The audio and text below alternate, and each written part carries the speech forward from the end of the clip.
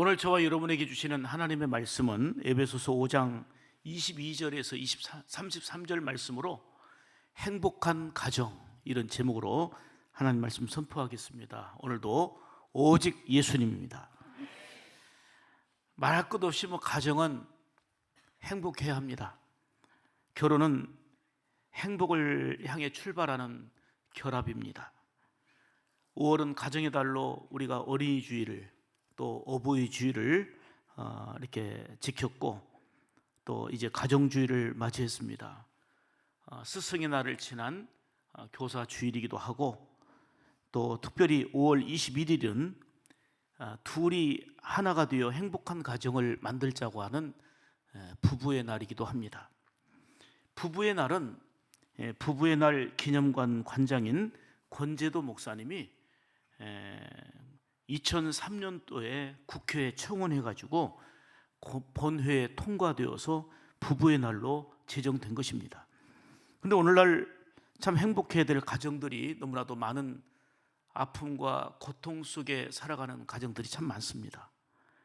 둘이 하나가 되어야 되는데 하나가 되지 못하고 갈라지는 아픔들이 많다는 것이죠.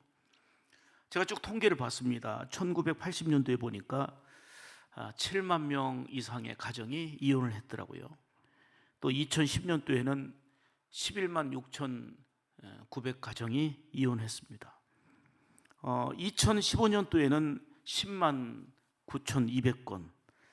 하여튼 OECD 국가 중에서 참 굉장한 눈부신 발전과 성장을 이룬 대한민국인데 이혼율 1위, 2위를 다투고 있습니다. 지난 2022년 3월 통계청 발표에 의하니까 다행히 이혼율은 9만 3천 건으로 2021년에 비해서 한 8.3% 감소가 됐습니다. 이혼 건수가 10만 건 미만으로 감소된 것은 IMF 발생한 1997년 이래 25년 만의 일입니다. 그래서 많이 이혼율이 좀 줄어들고 있어요, 지금 현재. 그런데 2022년 혼인 건수를 보니까 19만 1천 건으로 2011년 32만 9천 건 이래 11년 연속 혼인 건수가 계속 줄어들고 있단 말입니다. 그러니까 결국은 이혼 건이 줄어들었다는 것은 반가운 일이지만 그만큼 결혼이 엄청나게 줄어들었기 때문에 실질적인 감소폭은 적은 상태입니다. 과거에는 이혼 사유가 배우자의 갈등 문제 또는 배우자의 외도, 그리고 대부분이 이제 성격 차이, 이것이 대부분 이유였는데 2010년도 이후부터는 26%가 바로 경제 문제입니다. 이것이 바로 이혼의 첫 사유가 되기도 합니다. 여러분, 사람들은 다 행복을 원하잖아요. 그래서 열심히 일하고 열심히 공부하고 나름대로 열심히 살아가고 있단 말입니다. 또 행복을 꿈꾸며 결혼해서 가정을 이룹니다. 그러면 결혼해서 가정을 이루면 이 가정은 행복해지는 것입니까? 결혼한 지 5년이 되면 자동적으로 가정은 행복해지는 것입니까? 10년, 20년 되면 더욱더 행복은 더 커지는 것입니까? 아닙니다. 행복한 가정을 꿈꾸지만 행복한 가정을 이루기 위해서는 많이 힘써야 합니다.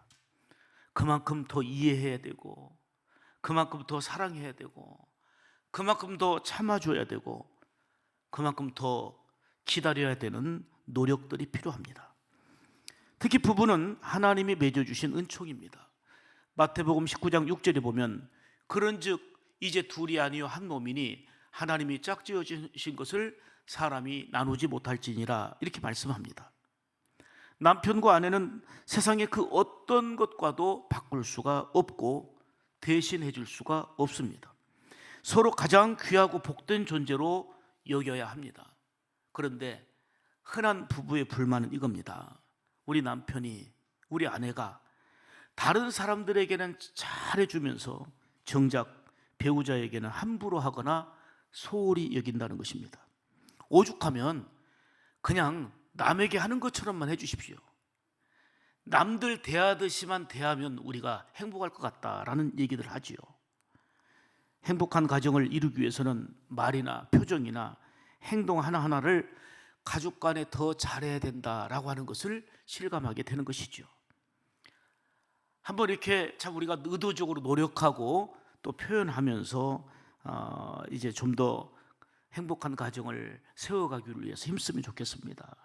남편은 아내를 바라보며, 특별히 우리 자녀들을 바라보며, 우리 부모님을 바라보며, 우리 가족들을 바라보며 하는 거예요. 지금 남편과 아내를 대상으로 얘기를 하지만 가족 전체로 여러분들이 이해하시면 좋겠습니다. 한번 옆 사람에게 그냥 우리 남편이라고 생각하고 우리 자녀라고 생각하고 그냥 해보세요. 당신은 하나님이 내게 주신 최고의 다이아몬드입니다. 그리고 허깅을 해주세요. 허깅을 다. 여러분, 다이아몬드가 귀해요? 안 귀해요? 다이아몬드가 뭔지를 모르시는구나. 사랑하는 아내는 다이아몬드나 그 어떤 보석보다도 귀합니다. 그럼 귀하게 여겨야 될 거 아니에요? 아내는 남편을 바라보면서 한번 따라서 합시다. 당신은 하나님이 내게 주신 최고의 보석입니다. 아버지 학교에서 그 사랑하는 그 자녀에게 20가지 뭐 감사하는 내용을 쓴다든지, 사랑하는 아내에게 20가지 쓴다든지 이런 내용들이 있는데 또 자녀에게 이런 편지 또 숙제가 있거든요. 사랑하는 아버지에게 감사함, 사랑한다고 표현할 수 있는 걸 20가지 쓰라고 하니까 자녀들이 이렇게 얘기를 하는 거예요. 차라리 아빠가 싫은 이유 100가지를 쓰는 게 낫겠다고. 아무리 찾을래도 없대요. 그냥 지적할 거는 100가지가 넘어요. 서로 아내를 지적할 거, 남편을 지적할 거. 그런데 칭찬하고 사랑스러운 이유를 찾으려니까 막 보석 찾듯이 찾아야 된다라고 하는 웃는 소리 같지만 실질적으로 우리 삶 가운데 그러고 있단 말이에요. 여러분, 하나님이 내게 주신 최고의 보석이 남편이고 그리고 아내인 줄 믿습니다. 그렇다면 보석처럼 소중하게 여기고 귀하게 여기는 삶을 살아갈 때에 바로 행복이 있는 거예요. 말 때문에, 감정 때문에, 탐심 때문에 부부간에 갈등이 오고 가정에 깨지는 일이 없도록 그것은 노력하고 힘써야 된다는 말씀입니다. 말라기 선지자는 이혼에 대한 하나님의 마음을 잘 표현해 주고 있습니다. 말라기서 2장 16절에 보면 이스라엘의 하나님 여호와가 이르노니 나는 이혼하는 것과 그리고 옷으로 학대를 가리는 자를 미워하노라, 이렇게 말씀합니다. 히브리서 13장 4절에도 사람은 뭐를 귀히 여기고요? 결혼을 귀히 여기고 침소를 더럽히게 하지 말라는 거예요. 음행하는 자들과 간음하는 자들을 하나님이 심판하시느니라. 요즘 일반화된 채널에 보면 이거는 뭐 음행, 간음, 이거는 세상 살면서 유쾌한 일이고 즐거운 일이고 그것도 못하면 바보인 것처럼 취급되는 그런 방송들도 많다고 그러고요. 그렇게 공개된 내용들이 너무나도 많아요. 근데 성경적인 관점에서 볼 때는 이게 다 하나님의 심판의 대상인 거예요. 지금 잠깐 쾌락과 즐거움 속에 빠질지는 몰라도 그 선택을 했다면 책임도 감당해야 되는 건데 하나님이 싫어하고 미워하는 일이고 가증스럽게 여기는 일이고 그리고 심판이 뒤따른다고 약속하고 있습니다. 사람들에게 왜 결혼하냐고 물으면 똑같은 대답을 할 것입니다. 행복을 위해서입니다. 맞지요? 행복한 가정을 위해서라면 서로를 귀하게 여길 줄 알아야 됩니다. 귀하게 여긴다는 게 뭐예요? 서로를 존중하고 그리고 귀하게 여기기 때문에 서로를 위해서 간절하게 기도하는 것입니다. 깊은 관심과 사랑으로 배려하는 것입니다. 무엇보다도 같이 더불어 하나님을 섬기는 것입니다. 하나님께서는 오늘 저와 여러분들에게 오늘 본문을 통해서 행복한 가정을 이루라 말씀하시면서 오늘도 3가지로 생명의 말씀을 주십니다. 첫째로 행복한 가정을 이루려면 아내는 남편에게 복종하고 남편은 아내를 사랑하라 말씀합니다. 22절 보겠습니다. 아내들이여 자기 남편에게 복종하기를 주께 하듯 하라. 사람들이 이 복종이라는 단어에 많이 오해를 합니다. 와, 그러면 남편은 위고 아내는 밑에 그 상하 질서, 그래서 위에서 명령하고 그리고 아내는 밑에서 복종하는 존재, 그런 개념이 아닙니다. 이 복종이란 말은 남편을 존중하고 남편의 권위를 세워주라, 그런 얘기입니다. 이 시대의 문제는 가정에서 남편으로서, 아버지로서 권위가 땅에 떨어지고 무너졌다는 거 아닙니까? 또한 행복한 가정을 위해서는 남편을, 아내를 사랑하라 이렇게 말씀하는데, 구체적으로 어떻게 사랑해야 될지를 말씀하는데요, 그게 25절입니다. 같이 읽죠. 남편들아 아내 사랑하기를 그리스도께서 교회를 사랑하시고 그 교회를 위하여 자신을 주심과 같이 하라. 아멘. 모든 것을 아낌없이 십자가에서 다 내어주신 예수님의 그 사랑과 같은 그런 사랑으로 아내를 사랑하라 하는 것입니다. 쉽지 않지만 그게 목표이고 그게 우리가 실천하며 살아야 될 방향인 겁니다. 어느 부인이 그 눈의 질병으로 많이 불편하고 고통을 당하다가 정말 안타깝게도 두 눈을 실명하고 말았습니다. 남편은 그 실명해버린 아내를 늘 위로하고 격려하며 함께 했거든요.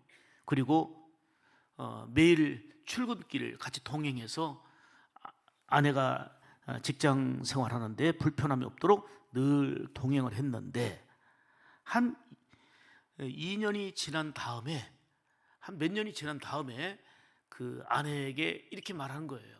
남편이 직장이 너무 멀고 힘드니 이제부터는 혼자 출근하는 연습을 해라. 늘 출근을 도왔고 동행했던 남편이 이제는 혼자 출근하는 연습을 하는 거예요.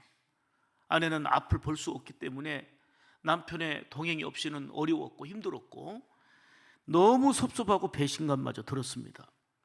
그렇지만 이를 악물고 혼자 출근하면서 여러 번 넘어지기도 했고요, 다치며 울기를 수없이 했습니다.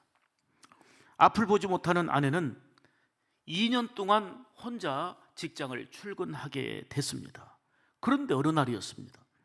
출근길에 버스를 그날도 여전히 탔는데 운전기사가 이 아내에게 이렇게 말하는 겁니다.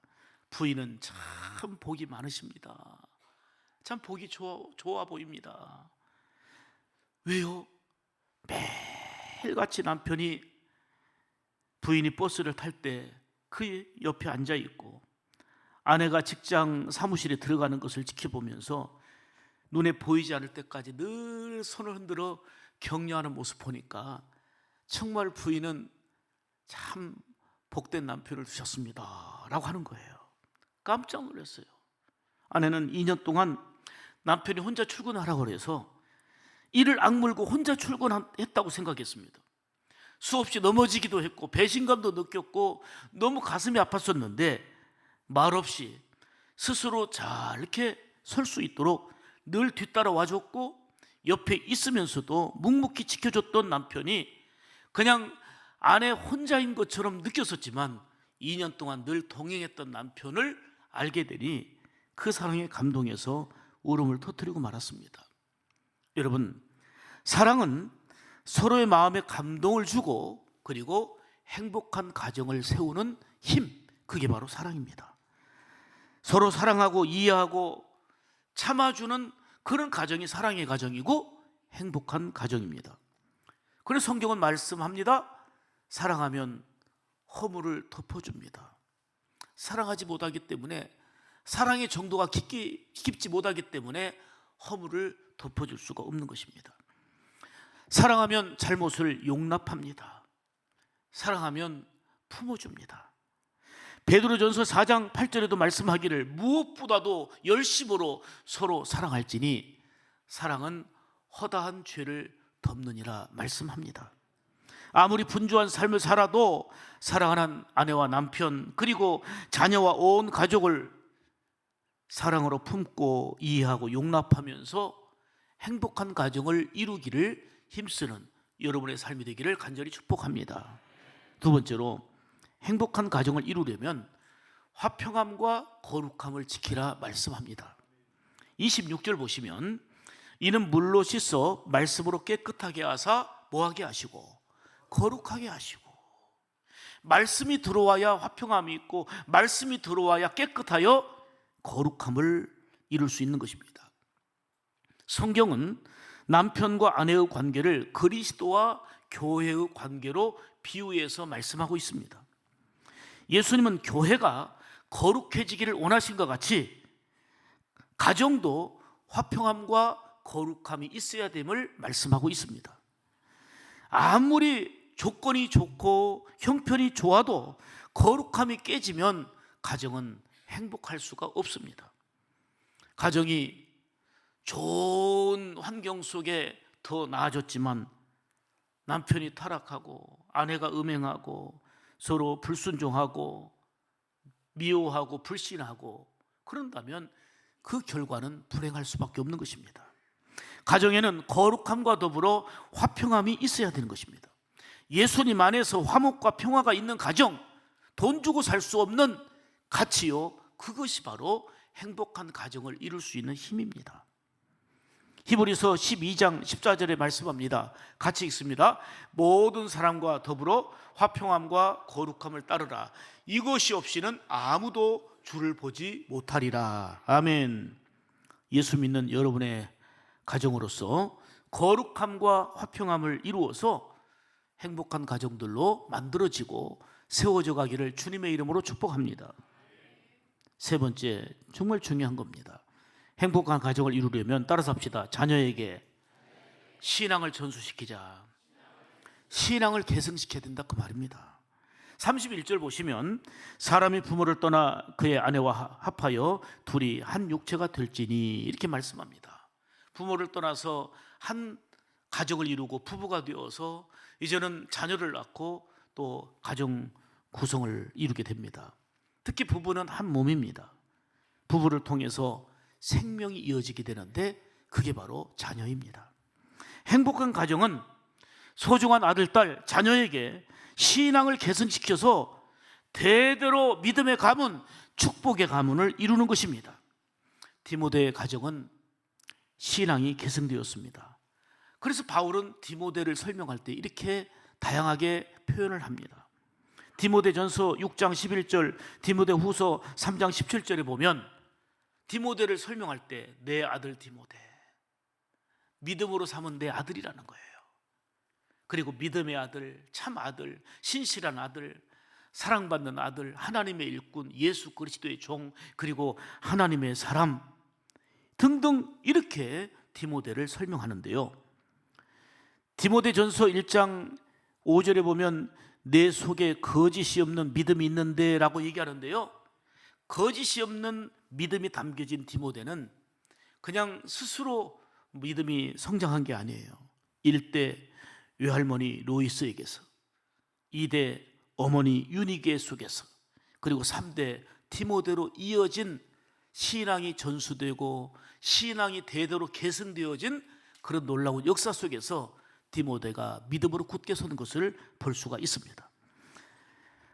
사무엘도 한나가 젖되기 전까지 품에 안고 철저하게 말씀으로 양육하면서 하나님의 사람으로 키워갔습니다. 어린 시절 어머니를 통한 신앙 교육은 대단히 중요합니다.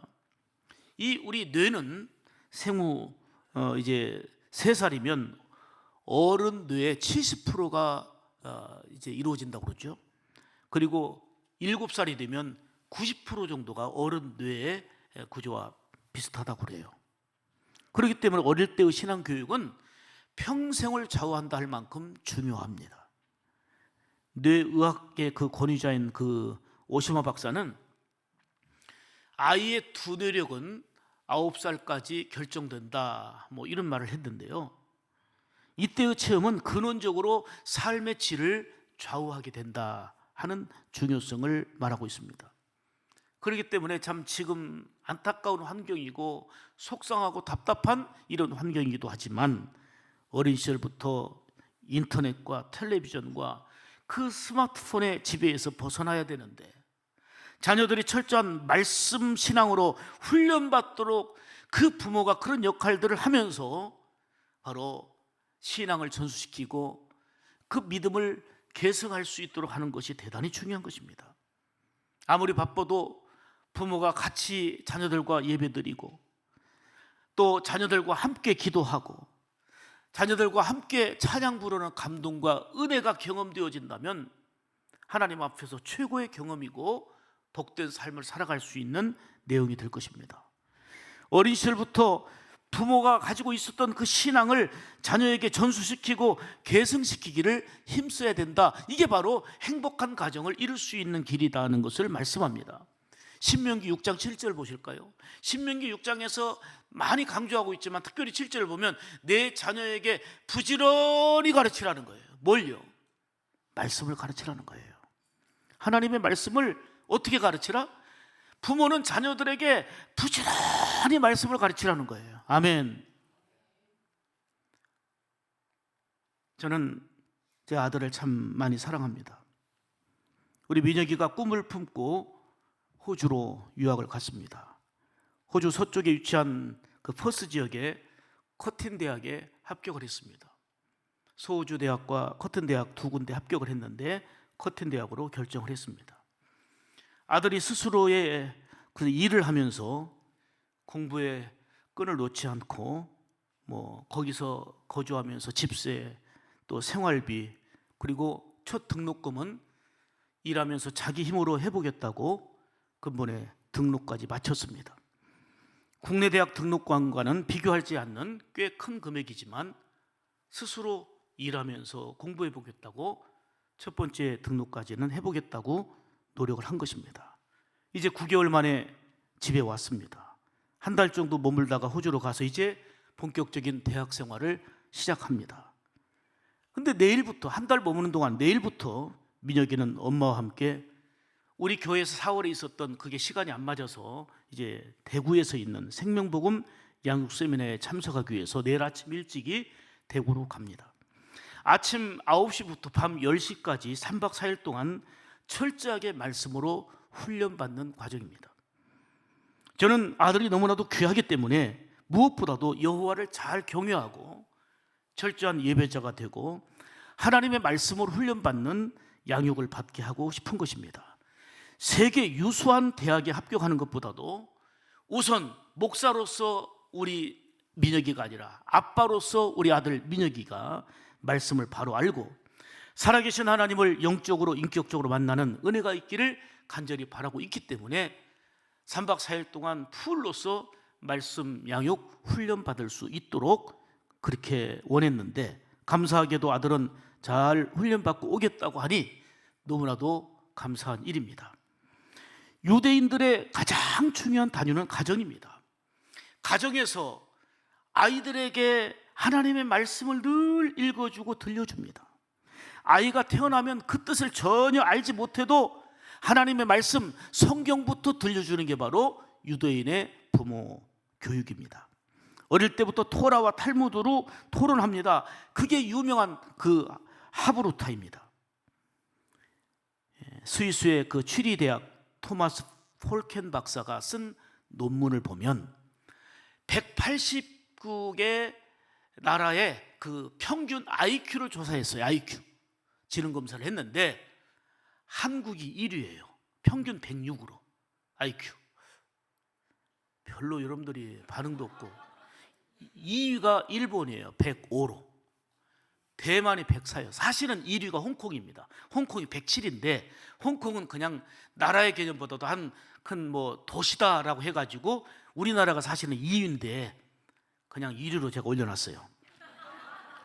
하여튼 대한민국이 106으로 1위예요. 그리고 이스라엘은 유대인은 평균 IQ가 94로 180개국 중에 45위입니다. 그렇다고 보면 우리 대한민국의 머리보다 유태인들의 머리 지능은 많이 떨어져요. 많이 떨어져요. 한국의 교육열은 세계 최고입니다. 사실 우리나라는 이제는 조금 있으면 고등학생들 전원 대학에 다 들어가도 대학 정원이 모자랍니다. 그냥 누구 선택이 없이 그냥 고등학교 졸업자들 100%다 대학 간다고 해도 대학 정원을 채울 수가 없습니다. 그래서 많은 대학들이 이제 문을 닫아야 될 이런 형편에 놓여 있습니다. 그런데 세계 인구 80억 4,500만 중에 유대인이 차지하는 인구 비율은 0.2%입니다. 그런데 노벨상 수상자의 30% 이상이 유대인입니다. 하버드 재학생 중에 한국은 1%인데 유대인은 30%입니다. 그렇게 인구수가 적은데도 불구하고 하버드 대학의 30%입니다. 미국의 100대 부자의 20%가 유대인입니다. 억만장자 중에 40%가 유대인입니다. 세계 7대 석유 회사 중에 6개가 바로 유대인의 소유입니다. 미국 대학 교수의 25%에서 35%가 바로 유대인입니다. 프린스턴 총장 및 주요 책임자는 90% 이상이 바로 유대인입니다. 하버드 그리고 UCLA 의대 법대 교수의 50% 이상은 유대인들입니다.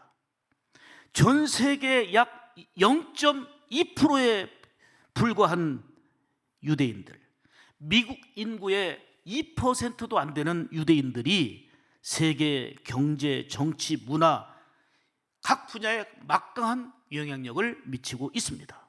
어찌 이게 가능합니까? 이거는 상상할 수 없는 일입니다. 모든 사람들이 한결같이 이렇게 답을 얘기합니다. 세계 최고의 교육열이 문제가 아니고, 세계 유수한 대학을 다니는 게 문제가 아니고, 많은 공부를 하는 게 문제가 아니고, 어릴 때부터 철저하게 하나님의 말씀으로 교육하고 철저하게 하나님을 알게 하는데 여기에 지혜가 있고 성경대로 뛰어나게 하신다는 그러한 결론이라는 것입니다. 말씀으로 교육시킨 결과라는 거예요. 아멘입니까? 사랑하는 여러분, 오늘 우리에게 너무 중요한 과제는 그 믿음이, 신앙이 여러분 대에서 끊어지지 않고 우리 소중한 다음 세대 자녀들에게 이어지게 하는 것이 우리의 과제인 줄 믿습니다.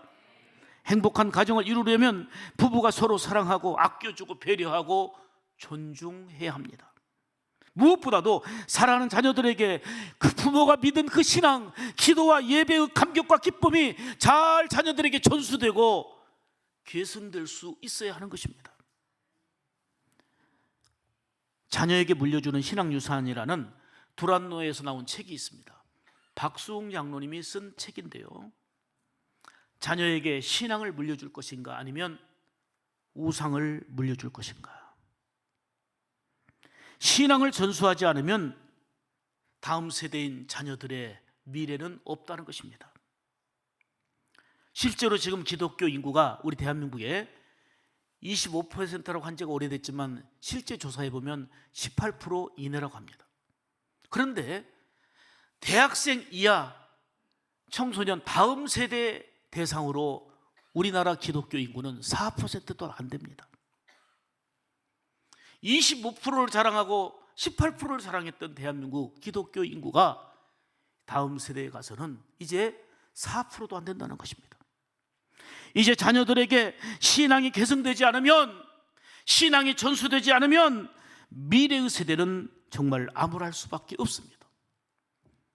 우리가 많이 공부하고 세계에서 최고의 교육열을 자랑하고 있어도 그거 가지고는 우리가 행복한 가정, 진정한 행복을 누리며 살 수는 없는 일입니다. 사랑하는 여러분, 우리는 신앙의 명문가를 이루어야 됩니다. 행복한 가정을 세워가야 합니다. 그러기 위해서 자녀들에게 신앙을 전수하고 신앙을 계승시켜야 될 사명이 있는 줄 믿습니다.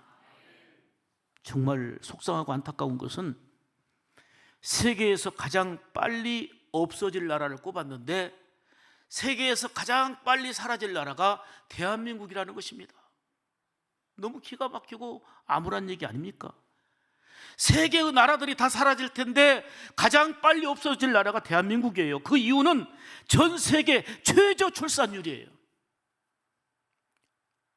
결혼도 안 하고 낳지도 않아요. 일단 강아지는 몇 마리를 끼고 있어도 자녀는 낳지 않습니다. 최저의 출산율. 세계 10강에 들었지만 만족도, 삶의 행복도는 최하위입니다. 최저 출산율과 행복도 저하로 대한민국이 전 세계에서 가장 빨리 없어질 나라로 꼽히고 있단 말이에요. 사랑하는 여러분, 하나님께서는 가정을 허락하시고 가정이 잘 되기를 원하시며 생육하고 번성하라 말씀하셨습니다. 결혼하여 가정을 이루고 자녀를 출산해야 되는 것입니다. 예수 믿는 가정은 더 많이 낳아야 됩니다. 지금 우리나라의 과제가 뭔지 아십니까? 몇 조를 풀어서라도 자녀 낳으면 뒷바라지 하겠다는 게 이제 큰 과제가 되고 정책이 되고 있습니다. 옛날 허경영 씨가 얘기한 허황된 꿈과 같은 얘기가 현실로 되고 있습니다. 자녀만 낳으면 뭐 2억을 주네 1억을 주네 이런 상황. 왜요? 나라가 망하니까요. 나라 존재가 없어지는데요. 결혼해서 성경대로 가정을 이루고 자녀를 낳아서 그 신앙이 자녀 대대로 계승되어지는 복된 역사가 임해야 될 줄 믿습니다. 지금 전 세계에서 가장 번성하는 종교가 어딘지 아십니까? 이슬람이에요. 거기는 한 가정이 나오면 한 부인도 많지만 8명, 9명, 10 몇 명씩 낳습니다. 그러니까 세계 곳곳에 이슬람 인구가 번져가고 있는 거예요.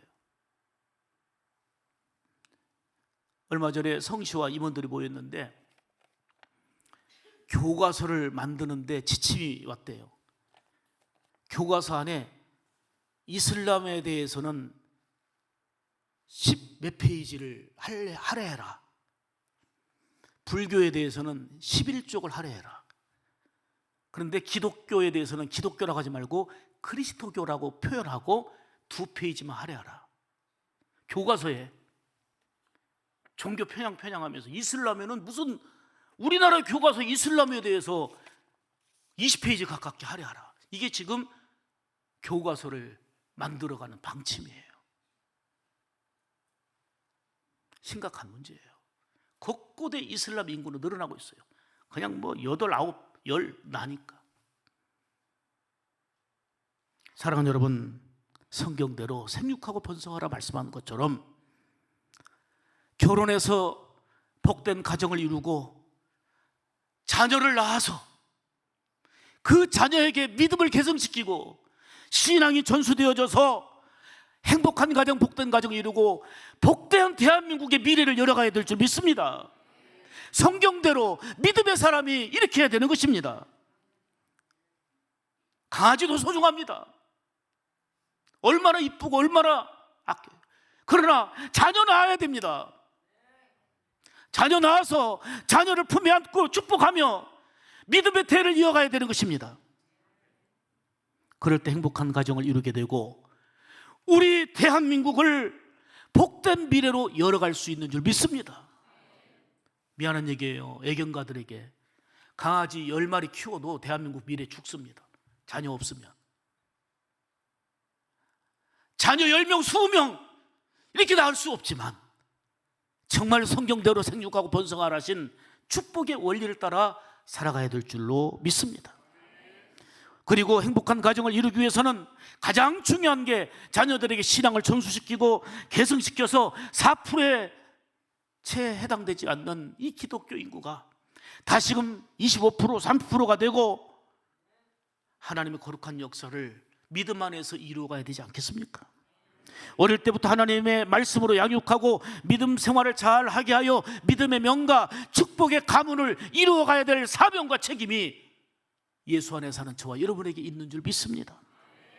아내는 남편에게 순종하고 남편은 아내를 사랑하고 거룩함과 화평함을 따르는 부부가 되어서 예수님이 중심이 되는 행복한 가정, 성경적인 가정을 이루어서 성경에 약속된 복과 은혜를 누리는 우리 샘물 가정, 샘물의 가족들이 다 되기를 주님의 이름으로 축복합니다. 기도합니다.